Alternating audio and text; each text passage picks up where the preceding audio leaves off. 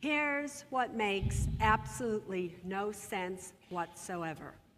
Student loan debt is the only debt that in 99.999999% of the cases cannot be discharged in bankruptcy.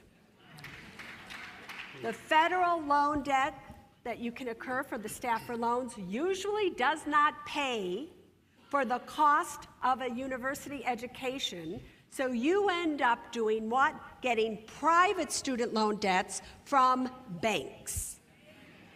Banks aren't regulated like the federal government, where the maximum interest rate on a Stafford loan is 6.8%. On a PLUS loan, you're looking at 7.98%. Bank loans have the ability to go to 15, 18, 19%. And the United States government bankruptcy laws protect those banks. So the banks can screw you with the interest rates that they are charging you, and you do not have any rights whatsoever to say, I cannot afford this. Then the system allows you to defer your student loans, to do forbearance on your student loans. What does that mean? It simply means that you don't have to pay it right away, but the interest continues to accumulate. Now, listen to me closely here.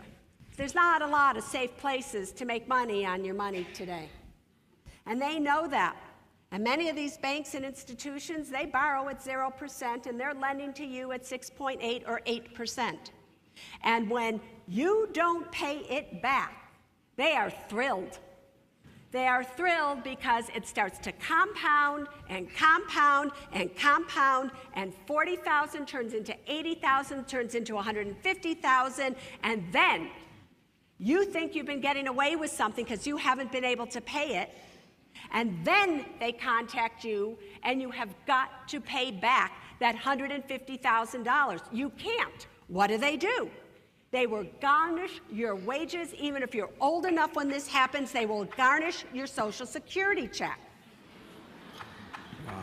So when you are taking out student loans, parents out there, when you are co-signing a private student loan, you better be very, very careful, especially because some of the private student loans state that if the person you co-sign for dies, they don't care. You are stuck paying that student loan for as long as it's going to take, even if the student is no longer here.